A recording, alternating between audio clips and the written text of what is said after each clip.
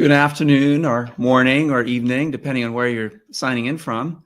This is Kumar Dattatreyan with Agile Meridian for another episode of our Meridian Point podcast. And today we have a special guest with us. Colin O'Neill is an entrepreneur, thought leader, business executive, international trainer, organizational change agent, conference speaker, author, and executive coach. Boy, that's a lot of hats that Colin wears. He graduated from the U.S. Naval Academy at Annapolis and served as a Marine Corps officer for 11 years. Over the past 40 years, he's been a trusted advisor to government and industry, bringing clients the most promising business and technology practices for the benefit of their employees, their organization, and society. In 2011, Colin co-founded Scaled Agile, serving as its CEO and president of the Asia Pacific operations. There, Colin collaborated with Dean Leffingwell and others to create the Scaled Agile framework, the world's leading approach to scaling agility across organization. And since leaving Scaled Agile, Colin has helped clients connect their organization's strategy to execution through value streams, portfolios, and the use of derivative goals at all levels. He's the creator of the Entity Value Realization Model, otherwise known as EVER, and author of the book, Take Control by Giving Up Control, the value-centered fast track to organizational growth. So help me welcome Colin to the stage, and we're going to get started with probing his 40 years in business and 11 years in the Marine Corps and so on. So without further ado, Colin, welcome. Thank you so much for being here today. Thank you, Kumar. It's nice to be here. Yeah. All right. So I'm going to just fire off with the first question. Sure. Your book is called Take Control by Giving Up Control. The title seems a bit like an oxymoron. Can you explain the key premise of the book and what led you to write it? Sure. Let me tell you what led me to write it first. Okay. Basically, I was about to retire, and I actually kind of semi-retired, and I said, "Yeah, I'm gonna, just move on with my life." But then I realized I have something to say, and I have something to share with folks who are struggling in any type of organization. I mean, I run into organizations every day through personal life, through professional life, etc., and they all seem to have the similar problems. And so I decided to put pen to paper and share my 40 years of experience. And the model that I came up with is something that had just started to come together in the last 3 or 4 years. And I thought it was too important to not share. So that's why I wrote the book. Premise of the book and regarding its title, Take Control by Giving Up Control, yes, it is an oxymoron. And that's why I titled it that, is because basically organizations that try to hold on to control are the ones that are suffering the most, and the ones that essentially give up control under certain circumstances, give their employees and their associates opportunities that ultimately profit the company and make the organization grow. So yes, it's sort of a hook, everybody's got to have a hook and something, but this theme runs throughout the book. You cannot implement the EVER model and deliver high value products and services and grow the company without giving up some control. It's just the way the nature of things are. I'll explain more about that later, but that's why I came up with the title.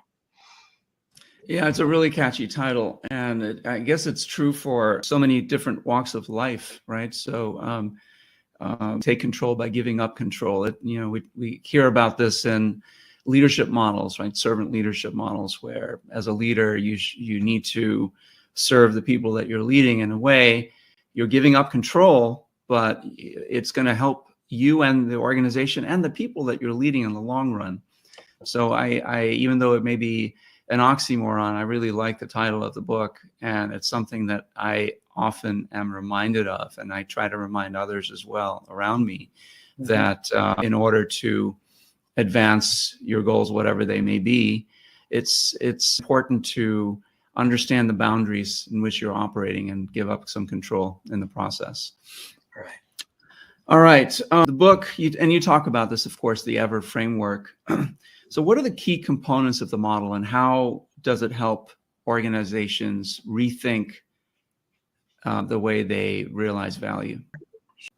So the idea of the model is that there are two aspects of value. And most companies don't differentiate the two, but this model says no, external value is all about the customer, the distributor, all of those, the folks that consume the products and services of a particular entity. Their experience is absolutely critical to generating internal value. Without connecting internal and external value, there's a major gap in what the company perceives as value versus what the customer or consumer perceives as value. So what we want to do is we want to get those in sync.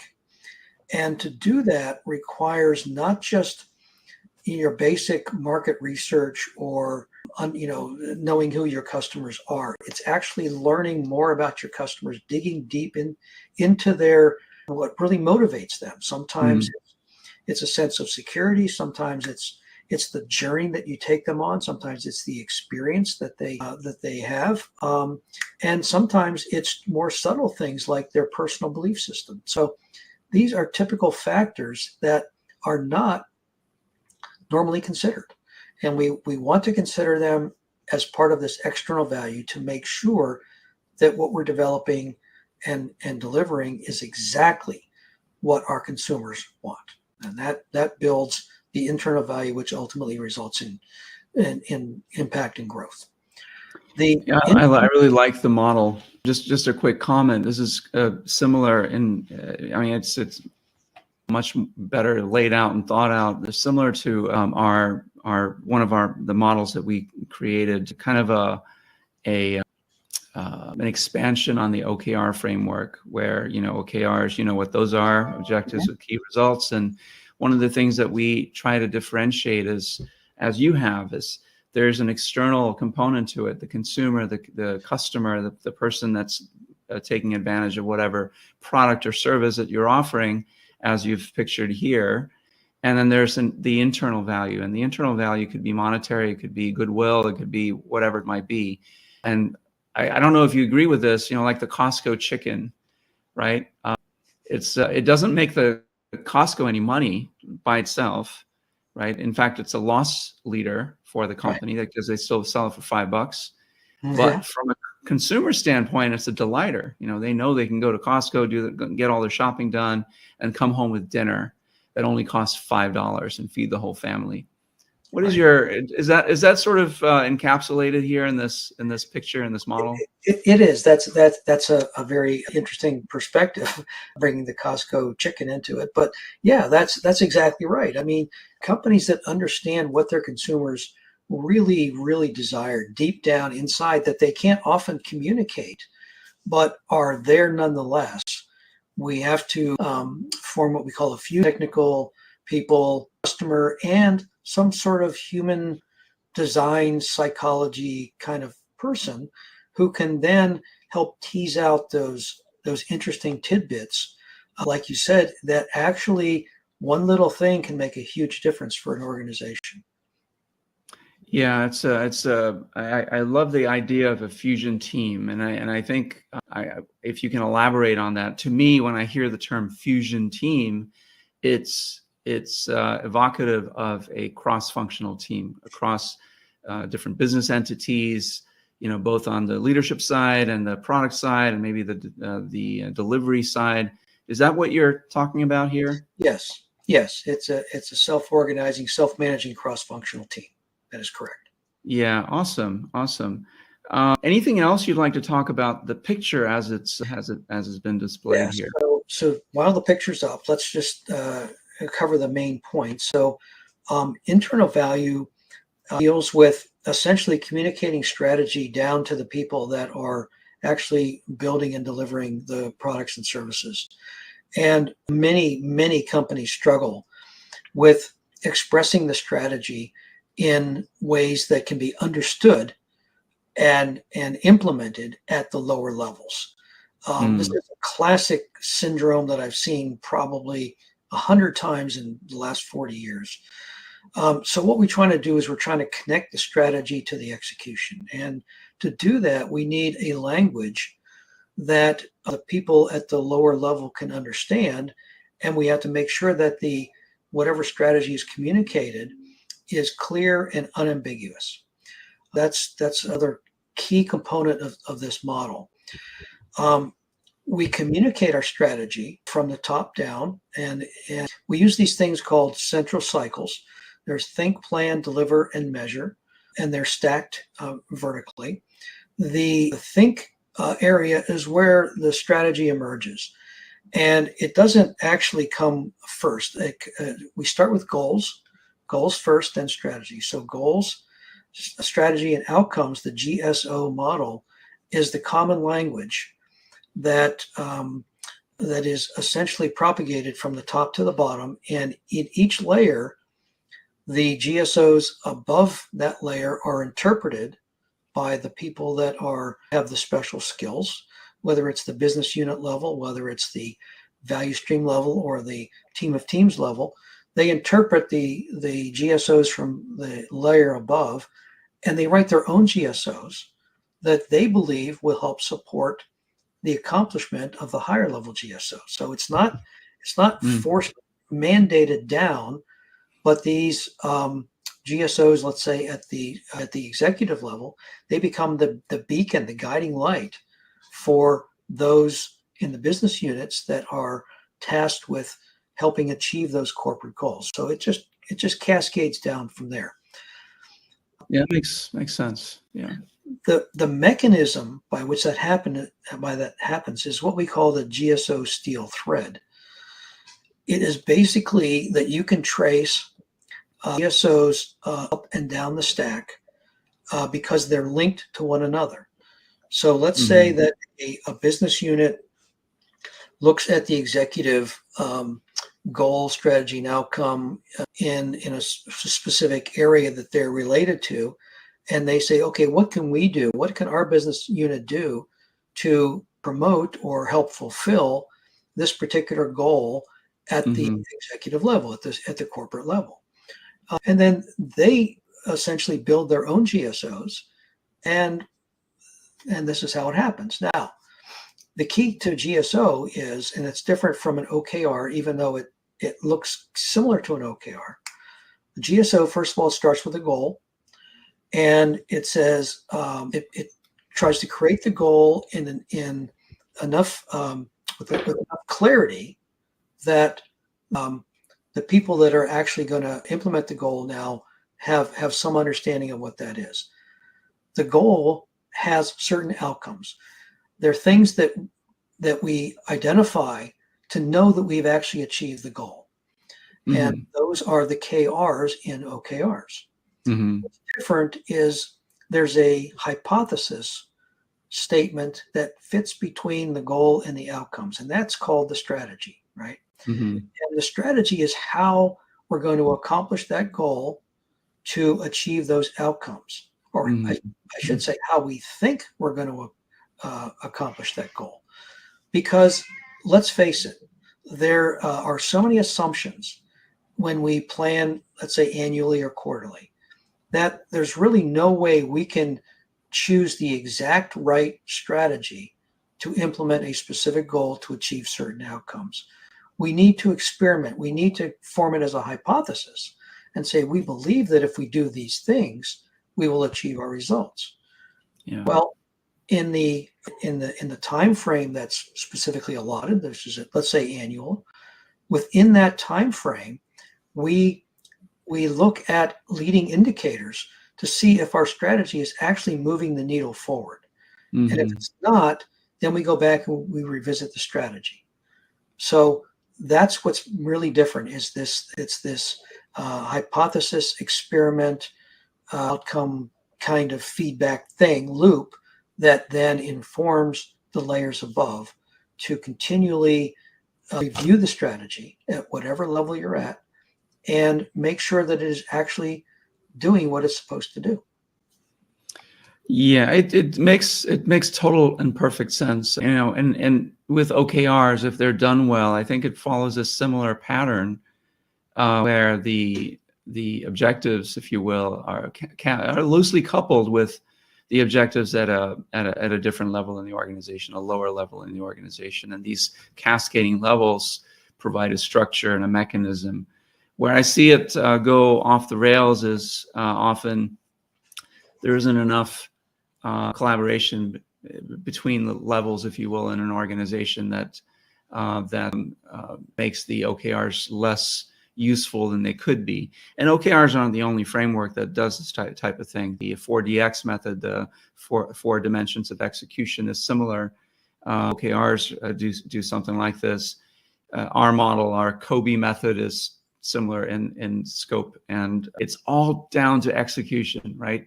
It's all down to the people that are in the system and how they collaborate their goals and how they come up with their strategies or experiments, and how they measure the leading indicators and the lagging indicators, and how that information then is rolled up, to the layer above them.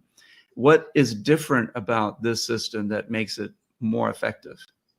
Well, in addition to having a hypothesis statement, there are two other key differences between GSOs and OKRs, and that is, number one, that they are linked and traceable, and we have a tool behind this that where these things are persistent in data store, and the linkage shows that we can roll up the lower level GSOs and see if, in fact, they are collaboratively helping implement the higher level GSOs, number one. Okay. Number two is the feedback mechanism. So the GSOs offer CFOs and other financial people an opportunity to look at and to measure the value delivered in every quarter at the execution layer. It's because we are capturing the metrics that are based on the outcome that allows us to create everything into a common denominator. So in some organizations that's money, in other organizations it's goodwill, whatever the case may be. But it's the common denominator that actually we can go look at every quarter and say, have we gotten the results, the value that we expected when we funded this particular initiative? No, it makes a lot of sense. And I think these types of safeguards are important. And you mentioned a tool. Just real quick, because I do want to get to the next question. What is the tool? Is it the metrics? Is that the tool, or do you have something already built that's more software driven? Well, we are partnered with a tool vendor that has an awesome implementation or execution tool that allows us to tie all of this stuff together. And this our is basically a front end that sits on top of the tooling itself, but everything persists, and it's just really well architected. Now that makes a lot of sense. I love the picture. It's very simple. It's easy to understand, and I love the fact that you have these value amplifiers. And for those of you who are listening and not viewing, the amplifiers are things like market intelligence, strategy expression, and that would be, the strategy expressed in the form of a hypothesis, if I'm not mistaken. Obviously, the value proposition, why are you doing what you're doing? The capabilities that are going to be impacted, the business capabilities, and the value stream, the impact metrics that you already mentioned, Colin. Leadership and talent. Now, this is, I think, to me, one of the most critical aspects of any model is leadership and talent. Can you speak a little bit about that and how this model helps leaders lead by getting out of the way, by controlling less? And how that impacts the talent, the people that doing the work? Sure. Yeah, this goes back to the notion that you got to give up control to to really thrive in this world. There are, I'll circle back to that, but there are I believe there are 4 reasons why most organizations struggle today. And this is in the book. It's right in the introduction. Is basically that people today have so much information. We have smartphones. We can tap into anything that we want to, and determine which is going to give us more value or not. We go to Yelp, we look at reviews, all this stuff. Mm-hmm. So with that information, consumers are smarter than they've ever been. Okay. And so if consumers can use all of that knowledge for their benefit, why can't organizations use the same technology for their benefit? And so because people have so much information at hand, even employees and associates, they don't like to be controlled because they oftentimes know more than the people that are leading them. So that's number one, is that control doesn't work anymore in the modern economy. Number two, strategy and execution are disconnected. We just talked about that. Number three, and this is really important, because technology continues to advance on a rapid pace daily, there are so many things, there are mechanisms for using intelligent data to make decisions in an organization. And when companies realize that they need to tap into this, and that in order to do that, they need to empower their employees. They need to empower the people who are actually executing to tap into all of this technology. Now we have AI, we have all kinds of stuff available that can help deliver more valuable products and services. And so when we get out of the way of the people that are actually doing the work, and we allow them to create a collective consciousness within our organization, let them connect like a network, then there's a lot of power. The fourth thing is, and we've discussed this already, is knowing your customer intimately, even more than you think you do today. There's a lot more there. So those are the 4 reasons I believe most organizations are struggling today. This framework addresses all 4 of those. I love it. It's very similar, Colin, to our disruptor method. I mean, not the whole model, but things that we teach our clients as part of our disruptor method, especially the what we call catalyst teams. What you call fusion teams, we call catalyst teams. So terminology may be different, but great minds think alike, I guess. If I can be so bold as to compare what we've come up with this beautiful model that you come up with. I want to move to the next question, and that is, the book intentionally avoids using the term agile, and you instead frame things in business language. Mm-hmm. Why did you make that choice, and who is the primary audience of this book and the framework in it? Yes, we intentionally avoid using the term agile because I've been in the agile space for over 20 years, and it has become overused and oversaturated and widely misused in organizations. Business people, I have found, recoil at the word agile, and I've heard companies say, "Don't ever say that word. That's not that's IT. That's not us.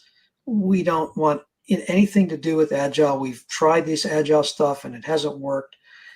And they just have a mental image of something that they created in their mind based on experience. So I avoid using that term at all. There are so many rich business terms that can communicate the same concepts. Mm-hmm. And so I stuck to those, and I wanted this to be specifically geared toward business executives and managers who are trying to solve these problems on a daily basis. So Colin, what do you say to business executives that are sort of, have been down the agile road and have been burned by it, and you come with this model and they recognize elements of it from maybe some of the agile frameworks out there, and they're like, "Oh, this is just agile, Colin. How is this any different?" Mm-hmm. Well, first of all, there are a couple of terms that have been associated with Agile, like value streams, but Hmm. those terms actually originated in lean manufacturing. So Yeah. it came out of the business world and was co-opted by Agile folks for good reason. Value streams make a lot of sense. In fact, that's a central theme to this whole book and this model is the value is creating value. And to do that, value streams are the easiest and simplest ways to do that. So we still use that term, but nothing else really speaks of Agile except the term value stream. Let me see, what was I going to say? And when business people ask me, how is this different from Agile? First thing is, it's not a transformation.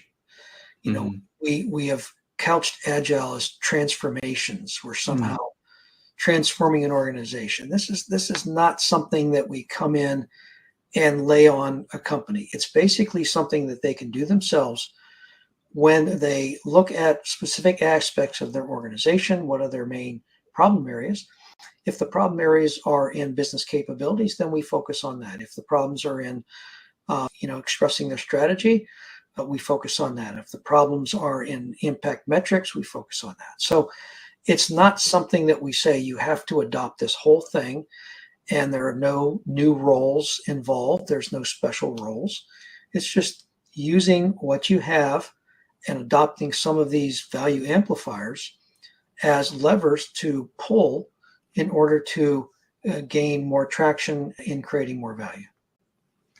No, I love that. And it resonates a lot with me and, and the things that we're doing as well. Not that we are ditching Agile. I think, to your point, Agile has co-opted some of the things that existed much before Agile became what it is, right? Like value streams and the whole lean from manufacturing and things like that.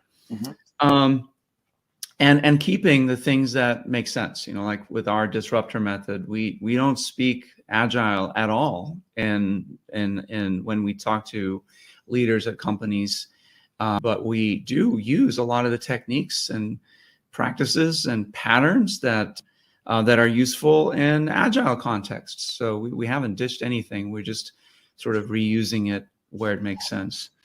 Right. You position this book as the next scaled Agile framework and say that it picks up where SAFe leaves off. Can you elaborate on the limitations you see within SAFe and how your framework, how this book and the approach addresses them? Sure. Well, I never say in the book, I never mention SAFe. Okay. I don't even mention it was a conversation we had. Yes, it was based on a conversation we had because you and I both know SAFe, Scaled Agile Framework. And the thing is that Scaled Agile Framework was initially developed as an IT framework, only. And through the years, it has tried to essentially exert some influence on the business organizations, the higher level, the business managers, the C-suite, et cetera. And it hasn't really done that very well. That's where a lot of the biggest failures, I think, in SAFe is that they tried to go too far beyond the boundaries of what it was designed to do. Because it just doesn't deal with these issues at the highest level. And so Scaled Agile Framework, which I helped develop, is fantastic at the deliver and execution levels. It is second to none in terms of developing products and services that use lean and agile principles, self-managing, self-organizing, cross-functional teams. It's just fantastic at that. But when it gets up to the portfolio level, it starts to fall apart. This approach essentially says you don't put anything on your portfolio strategies. So that makes a very clean break between, all ideas are welcome and all ideas are welcome within the context of a crisp goal and a tight strategy. Okay. So portfolios then don't get bloated And it's very simple to say, this is the business capability we're trying to build in order to support the achievement of this goal. Therefore, let's take some of the money that this goal has been given to, we fund goals, not strategies or initiatives. We take the money that this goal has been allocated and we say, let's build that business capability, whether it's technical or not, it doesn't matter. But that's what goes on the portfolio, and that's what we build. That makes a lot of sense. Thank you for that. I'm going to zoom out a little bit for the next question. What do you think is the biggest challenge and opportunity for companies trying to be disruptors in their space rather than, being disrupted?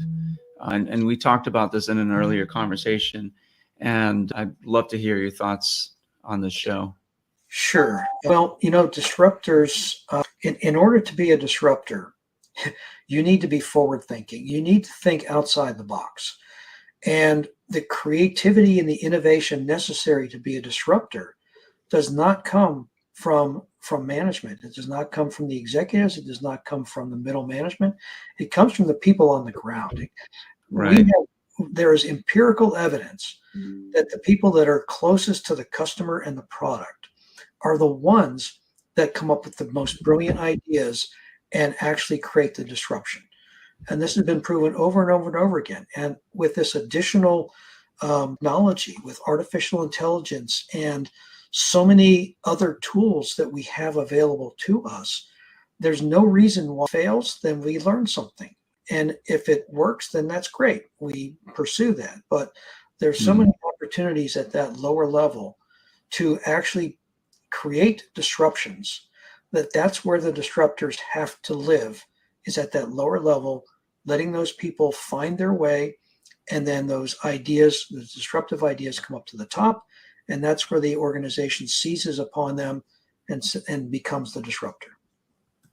Yeah, that takes a real shift, right, in culture to empower people. Again, that's all about the talent, right? To empower the talent to share ideas, without fear of reprimand or retribution or whatever it might be. Even though those ideas end up being a failure, it's still a success in the sense that you've tried it, you've determined that it didn't work, and you try the next thing. Right. Yeah. Last question before I turn it over to you to see if you have any questions. So what are your plans moving forward for the Ever model and then maybe the book itself? Well, the book is basically just a baseline. It's a place to start. It's it helps readers understand what the model is. And there's a chapter dedicated to each value amplifier. And it ties it all together, in all the things we just talked about. So the book itself is just a stake in the ground, where I think this really is going to be powerful for so many organizations model. And what I mentioned before was Ever being implemented in a way, in a I'll call it a tool because that's the word we use typically, is something that's an enterprise-wide tool that's instantiated in an organization where we start at the highest level of annual goals, strategies, and outcomes, and that cascades down into the various layers. Each part of the organization has its sandbox basically, within which it creates its own GSOs. And then that work actually goes down to the lower level teams, the people who are, whether they're in marketing, sales, or technology, it doesn't matter, security, it doesn't matter. Every part of the organization is going to have its own GSOs in support of those higher level ones. And so all of that data is in one place. It's all connected. And as people go through these experiments to validate the hypotheses of their strategy, they capture this information in terms of leading and lagging indicators. And that information can be examined and assessed on a quarterly basis when we do our big room planning, on a quarterly basis typically. at the end of that, we look at the results of the big room planning. Did we actually achieve what we wanted to? Yeah. Well, using GSOs, we can actually quantify the impact and get a value measure so that representatives of the financial part of the organization can come and sit in these retrospectives and go, it looks like you delivered the value that we expected based on our investment, and therefore our return on investment is X. And so that would, by doing that on a quarterly basis, that's huge. I mean, those are the gold, where the gold nuggets come up, right? Absolutely. And companies can see, we're throwing money away here. So let's shut this down, or let's change our strategy. Yeah. Sometimes it does take longer than a quarter to build those lagging indicators, if you will, right? So where it actually has an impact on customer behavior, they're buying more of the product, or they're referring more of the product, whatever it might be. It takes a little time. How do you, and this is probably a conversation for another time. I want to, if you're willing, have you back on the show and we can pick some of these more specific things. But maybe in a nutshell, how do you guard against measuring too early and then cutting the pipe, cutting the funding, if you will? Sure. Well, it has to be reasonable. We can't have everything in black and white, or in a very employ this approach in a very strict manner. You've got to have some latitude. So if the financial representative from the CFO's office or whatever understands that the solution we're building or we're creating is complex and takes extra quarters to manifest its value, well, that has to be taken into consideration. And so they can go back to the CFO and say, yeah, we're seeing the value, but it's not going to really peak until we get to the third quarter. And then, that'll give us the true indicator of whether or not we're still moving in the right direction. So these things happen. And I think you said the key term, moving in the right direction. So that's where the leading indicators become super important, is having a measure of where you're going, what direction you're going, and are you making progress towards that destination, if you will, the goal, or in this case, the strategy, the execution strategy. And if you are, even though you may not have made any money in that quarter, you haven't really gotten an ROI, you're trending in the right direction. Would you say that's correct? Yeah.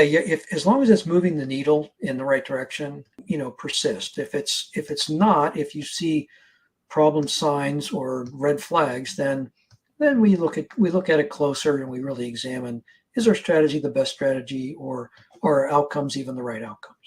Right. All right. So is there going to be training on the model, or classes, certifications? Well, we're still thinking about how to do that, but I think operationalizing the model is number one, and then we'll see how the market reacts and what the market needs. The market may need another book, or it may need a lot of online help within the tool. It has to how to do things, like putting actually the instructions of how to go through this process in the tool itself. And it may be consulting, and it may be who knows what, but we'll see where that leads us. All right. So what have I not asked you, Colin? I think you've asked me pretty much everything that's important. Yes. At least if the introduction to the book, and Take Control by Giving Up Control, and the Ever model. I really want to thank you for being on the show, and I hope to invite you back. I want to read the book myself. Where is the book available? Is it on usual places, Amazon, things like that? So first of all, it's an ebook, and it's on Amazon, and it costs less than $10. So okay, excellent. So for anybody to get. Yeah, I'll have the link. If you can share that, I'll have the link in the show notes for this episode. And that way people that are interested can go get it. And if they want to get a hold of you, just reach out to Colin O'Neill. I'm sure you're on LinkedIn. I found you there. We work together, so I know you. But I'm sure if people want information on the Ever model and the other ideas that are in the book, they can reach you. Exactly. personally. Yes. All right. Again, thank you so much for being here, and we'll Mark. see you again soon, I hope. Yes. Thank you very much. You're welcome. Bye-bye.